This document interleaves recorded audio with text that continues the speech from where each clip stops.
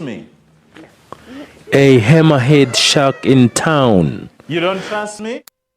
A fish. But nothing to worry about for Joburg residents. Scales. Okay. The Sci-bono Discovery Centre was playing host to this one just for educational purposes. This shark here can bite you.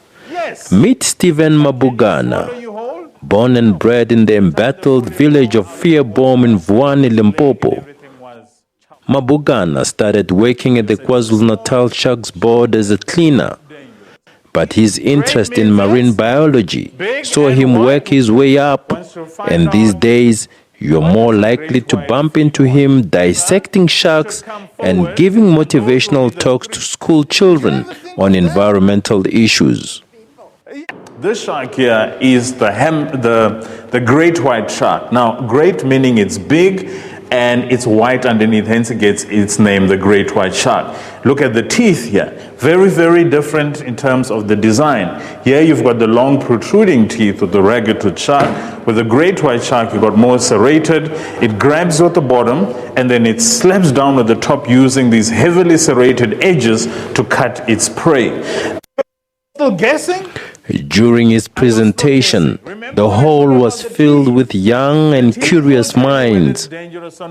How many babies does sharks have in a year?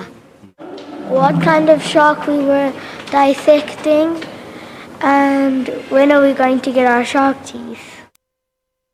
It's touching the shark and learning more about it.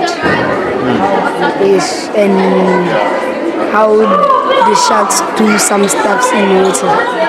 And to get to know them, that they really what they eat and how they look inside. This surfer, who a few years ago had a nasty encounter with a shark, brought along his 2 children to the presentation. Years ago I was attacked by a great white. So I brought him today. We just moved from Cape Town to Johannesburg. So I brought him today just to get an understanding of what sharks are all about and that they're really not a danger.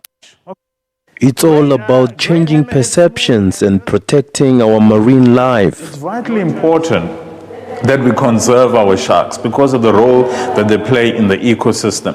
They play a very important role in the food chain, for example. Like I've already explained with your hammerhead sharks, those are the ones that are feeding and cleaning the seabed and so on. With your great whites, more middle to the top. So these are the ones that are maybe feeding on dolphins, feeding on other things. Just like you have culling in the national parks, you have the same system playing out in the ocean. And I think the more people tamper with that, the higher the risk of things going wrong in terms of the ecosystem. That's actually a very Although at the top of the food chain at sea, human actions remain the greatest risk for sharks and other marine life. This hammerhead is at risk of becoming extinct if we don't change the way we do things. So think twice before overfishing or polluting our oceans. SABC News, Johannesburg.